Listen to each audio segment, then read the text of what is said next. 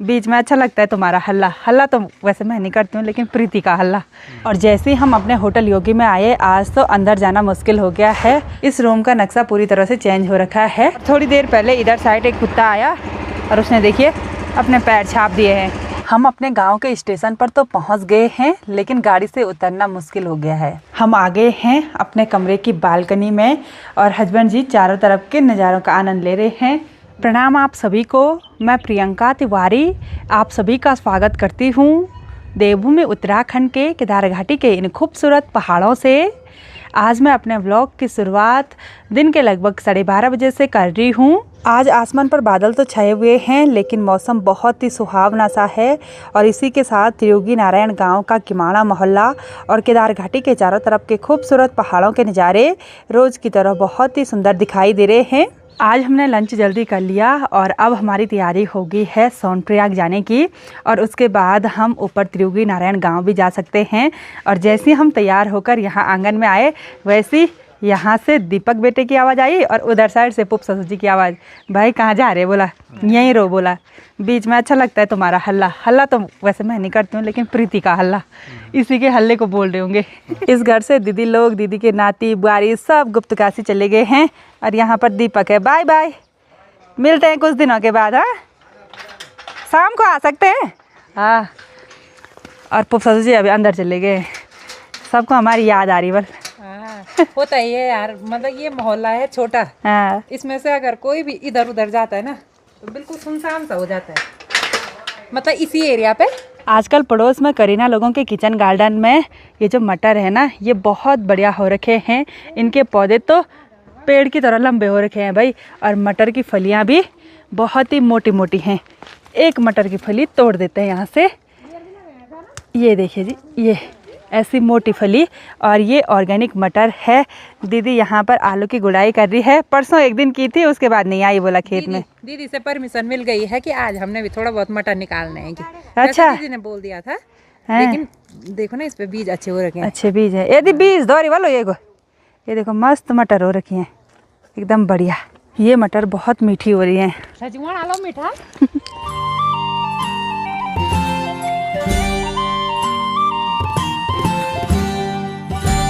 तो हम पहुंच गए हैं किमाड़ा के नीचे रोड में, और इस जगह का नाम चोका है।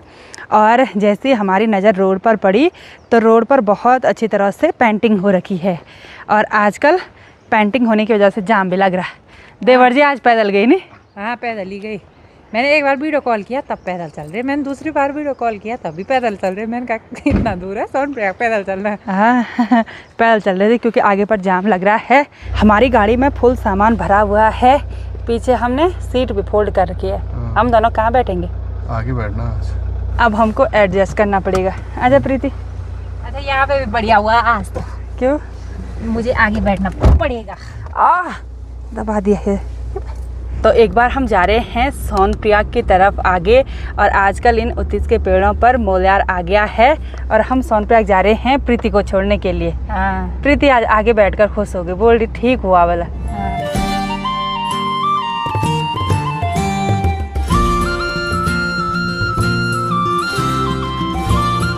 रोड तो बिल्कुल स्मूथ हो गई, और आज यहाँ से पेंटिंग स्टार्ट हुई थी और यहीं से देवर जी लोग पैदल गए थे। मस्त हो गई रोड, एकदम बढ़िया। यहाँ पर रोड ख़राब हो जाती है ज़्यादा बारिश की वजह से और ज़्यादा पाला पड़ने की वजह से। अब देखते हैं इस बार कैसी रहती है ना। पहले तो ऐसे होता था कि पेंटिंग किया, उसके बाद पाला पड़ा और पेंटिंग उखड़ जाती थी, लेकिन इस बार जो मशीन पेंटिंग हो रखी है ना, वो बढ़िया हो रखी है।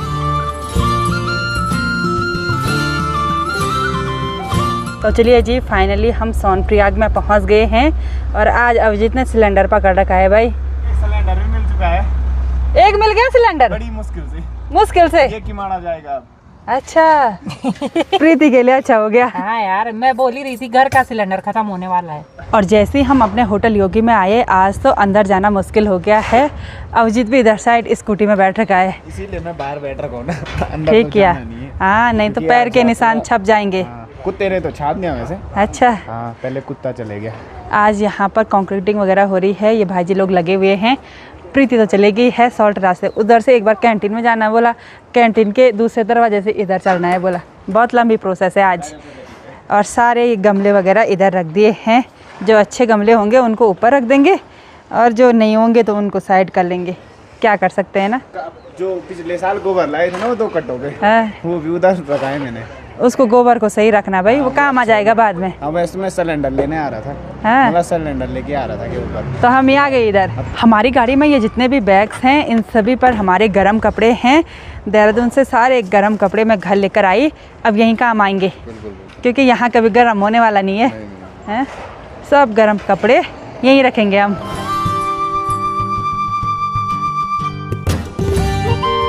यहाँ सोनप्रयाग में तो लगातार श्री केदारनाथ धाम की यात्रा की तैयारियां चल रही हैं और लास्ट काम बच गया था नीचे फर्श में कंक्रीटिंग करने का, तो वो भी आज कंप्लीट हो रहा है। और यहाँ ऊपर साइड की बालकनी में भी टाइल्स लग चुकी हैं और ये काम बहुत पहले फिनिश हो गया था।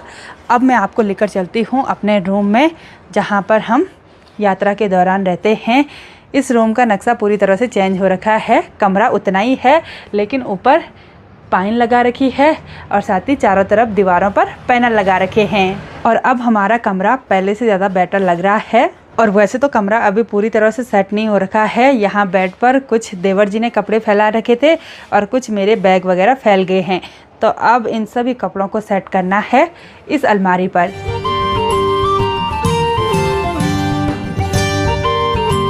बाहर जनरेटर की आवाज़ सुनाई दे रही है और अभिजीत ने अभी थोड़ा सा ब्रेक ले लिया है काम से, यहाँ पर हमारे साथ गपशप कर रहा है।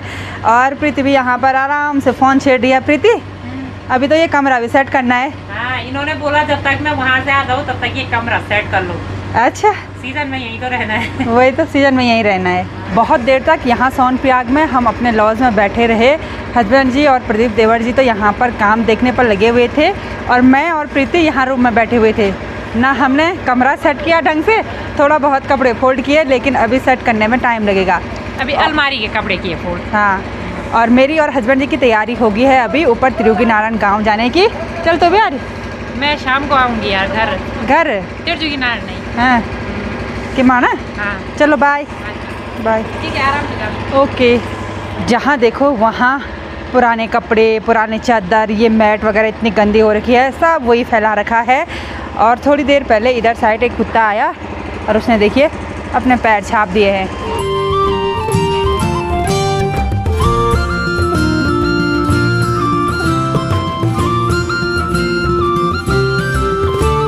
आज बहुत दिनों के बाद हम दोनों जाने वाले हैं ऊपर त्रियोगी नारायण गांव में।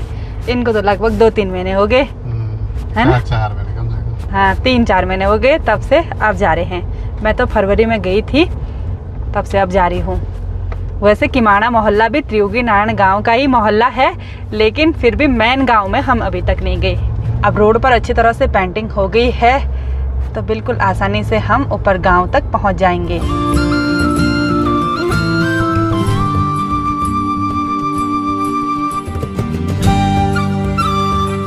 गांव की ओर आगे बढ़ते हुए अभी मैं एक खूबसूरत सी जगह पर गाड़ी से उतर गई हूं और जैसे मैं गाड़ी से बाहर उतरी वैसे ही बिल्कुल तेज़ ठंडी ठंडी बर्फीली हवा महसूस हो रही है। आजकल पहाड़ों में रोज़ एक जैसा मौसम देखने को मिलता है, ठंडा भी, बारिश भी, धूप भी और साथ ही शाम के टाइम पर कुछ इस तरह का तूफ़ान भी। अभी मैं जिस धार में खड़ी हो रखी हूँ यहाँ पर से मजोसी मोहल्ला और इस मजोसी मोहल्ले के सीढ़ीनुमा खेत बहुत ही गजब के देखने को मिलते हैं।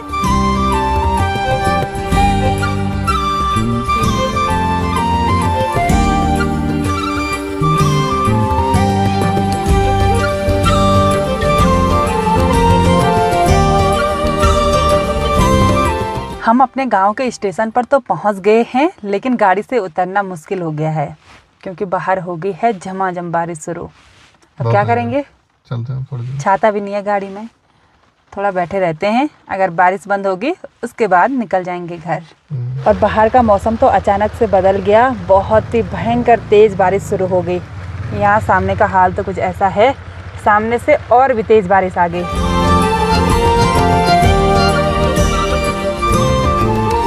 शाम के लगभग 5:30 बजे का टाइम हो गया और हमको गाड़ी में बैठे बैठे लगभग 1 घंटे हो गए थे। अब जाके हम गाड़ी से उतरे हैं और अब जाके बारिश थोड़ा सा कम हुई है। हल्की हल्की बूंदाबांदी तो फिर भी हो ही रही है और ठंडी हवा इतनी तेज़, मन कर रहा है बाहर से एक जैकेट भी पहन ले। और अप्रैल का महीना है और बहुत दिनों के बाद आप सभी लोगों को मेरे ब्लॉग के माध्यम से त्रियुगी नारायण गांव के नज़ारे देखने को मिल रहे हैं। और जहां पर अभी मैं खड़ी हूं यहां पर से मैं आपको चारों तरफ के नज़ारे भी दिखा देती हूं।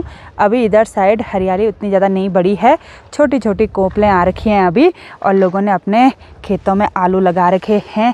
साथ ही सारी जगह काम लगा हुआ है, लोगों के लॉज, नए नए घर बन रहे हैं और सामने वाली पहाड़ियों पर लगातार बर्फबारी हो रही है। वहीं की ठंडी ठंडी तेज़ बर्फीली हवा यहाँ पर महसूस होती है। इस बार श्री केदारनाथ धाम के कपाट खुलते टाइम भी बहुत ज़्यादा बर्फबारी देखने को मिलेगी। एक तरफ से तो वहाँ पर बर्फ़ की साफ़ सफाई हो रही है और दूसरी तरफ से बर्फ़ गिर रही है। और यहाँ स्टेशन पर गांव वालों की मैक्स बोलेरो गाड़ी तथा पर्सनल व्हीकल के साथ साथ कंक्रीट और बजरी और साथ ही सरिया की ढेर देखने को मिल रही है। तो चलिए जी, फाइनली घर पर पहुंच गए हैं और आज हम लिफ्ट से नहीं गए क्योंकि अभी लाइट नहीं है और जनरेटर भी ऑन नहीं कर रखा है। हम आ गए हैं अपने कमरे की बालकनी में और हस्बैंड जी चारों तरफ के नज़ारों का आनंद ले रहे हैं। मैंने भी यहाँ पर आकर सबसे पहले ये विंडो खोली और यहाँ पर से नज़ारे कुछ इस तरह के देखने को मिल रहे हैं। ये देखिए, अभी तो बहुत ही सुहावना सा मौसम हो गया और हस्बैंड जी यहाँ से इंटर कॉलेज का नज़ारा देख रहे हैं। क्या देख रहे हैं? वहाँ इंटर कॉलेज में काम लगा हुआ है और फील्ड में देखिए टाइल वगैरह, पत्थर वगैरह लग रहे हैं। क्या बोलते हैं उनको? वो है लॉक टाइल। लॉक टाइल तो वो लग रही है, थोड़ा सा ही लग रही है मुझे लग रहा है, नहीं बहुत सारी आ रखी है वैसे। तो गांव के नज़ारे कुछ इस तरह के हैं। बहुत दिनों के बाद हमको ये वाले नज़ारे देखने को मिले तो बहुत ही बढ़िया लगा। मन करता है यहीं पर रहें, कहीं भी न जाएं, है ना।